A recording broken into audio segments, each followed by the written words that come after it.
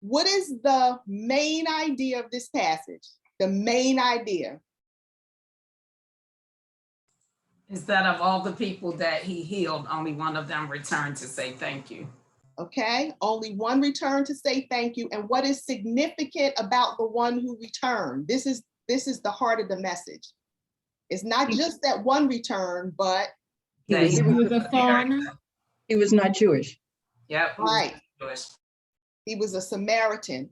The person you would have least expected to be grateful to Jesus is the one that makes a point of coming back and thanking Jesus for his blessings. And the ones that should have been grateful got their blessing and kept on going, right?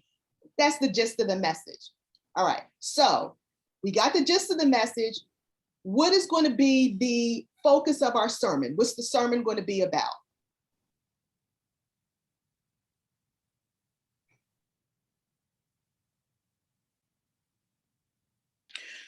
Being grateful or thankful.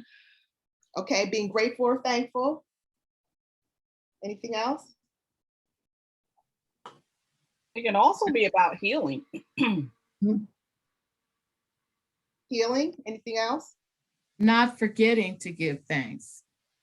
Not forgetting to give thanks. Oh, Jesus cared for the outsider. Mm-hmm. Yeah. Which is great. Okay.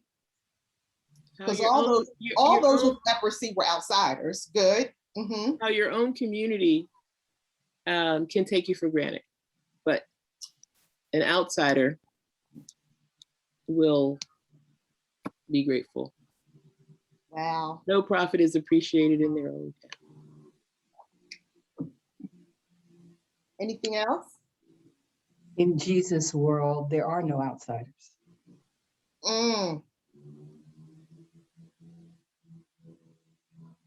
Anyone else? This is what I heard you say. My notes are really scattered. In Jesus' world, there are no outsiders. Our own communities can take us for granted. Being grateful or having a thankful heart. The person you least expect will be grateful. Not forgetting to give thanks. And Jesus cared for outsiders. Look at how many different sermons we have just by sitting here together and brainstorming, right? Whereas if you were sitting at home, you may have just been stuck on your one thing, be grateful. But there are certain, we're able to get our intellectual, cognitive, and creative juices flowing when we start to interact with each other, right? This is the whole thought partner idea. All right, so let's take it. Were you going to say something, Tamika? You unmuted.